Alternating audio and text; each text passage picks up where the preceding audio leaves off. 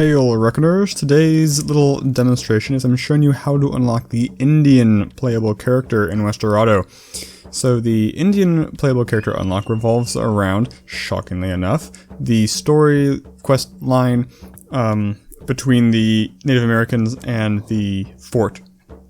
Now, I remember reading online that you just have to negotiate a peace, but I'm pretty sure that's false. I'm pretty sure that's have the Indians. So this is what I'm doing here. I'm doing the Indian storyline, which the first thing to do is to free all the bison. So I'm going to each of the ranches.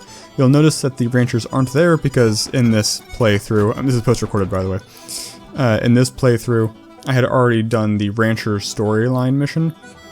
If you haven't done that and you start freeing buffalo, the ranchers will attack you. Obviously they won't follow you if you flee the screen, but anytime you enter the ranch again, they will attack you on sight.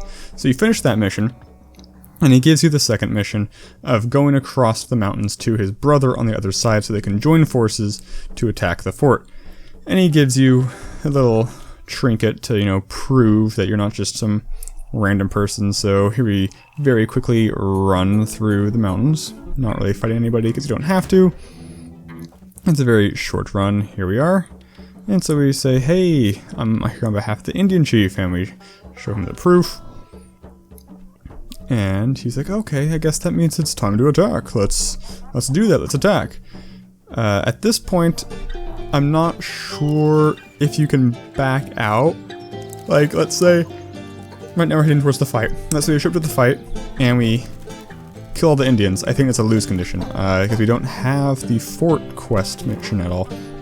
I'm also not sure what happens if you just attack the fort by yourself before accepting this mission. I imagine it's probably the same thing as the Oil Tycoon, where all of these troops will probably respawn, but I haven't tried it, so I can't guarantee it. So yeah, here we go with the fight. This fight, it can be kind of tricky because there's a lot of terrain to get caught on and bad guys to hide behind. Also, because you have allies, you don't have as much control of when somebody is shooting. So let's say a soldier's shooting at an Indian and you run by, you can get hit by that bullet pretty easily, because if it's just by yourself, you know they're not going to shoot unless you're lined up with them. So here it's easy to walk into shots that are aimed at somebody else. That's something that you're not necessarily used to when you're from your past fights with this game. So here he gives us the tomahawk. The tomahawk is interesting. It's the weapon that the Indian character starts out with. You don't have to reload the tomahawk at all. It moves slower than a bullet, so frequently you have to throw it and then kind of like taunt your enemies into it. Because if you throw it and then move, they'll follow you and leave the path of the tomahawk, because it's just that slow enough. Also, as far as I can tell, I don't think I've ever gotten a hat shot with a tomahawk, so I don't think you can do it. Please correct me in the comments if that's wrong.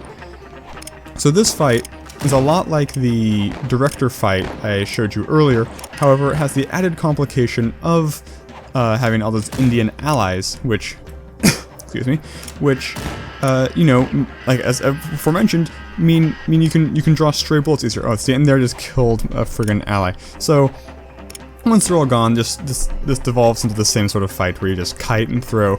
The axes make it really easy to kite, because if you're kiting, that means they're, trying to stay on your Y level, so you can just throw and run and kite.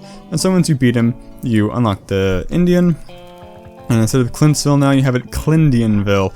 Now something I'm not sure of right here is where the guy you're pursuing, this guy, I'm not sure where he spawns now. I'm not sure if he's in the same town, or maybe you have to go to that town that's, on the far west side of the map. I'm not really sure. I didn't experiment around with that. I may figure it out and put it in the description for this video. I don't think it's a super big problem. It's either here or it's the other town. I mean, it's the two options. So anyway, that's how you unlock the Indian character. He's very fun. He has feathers for his default hat. He can pick up other hats to replace them. He's not like the brother that way. So yeah, fun. Very straightforward to unlock. But if you plan on doing that mission as part of your playthrough, by destroying Clindianville, you will close a lot of other mission chains. Like, you can't do, if you haven't done the banker yet, you can't do the banker. If you haven't done the ranchers yet, you can't access that rancher. You can't do the sheriff anymore. So if that's something that matters to you, be cognizant of the order in which you do these missions. So that's all. Thank you, and adios.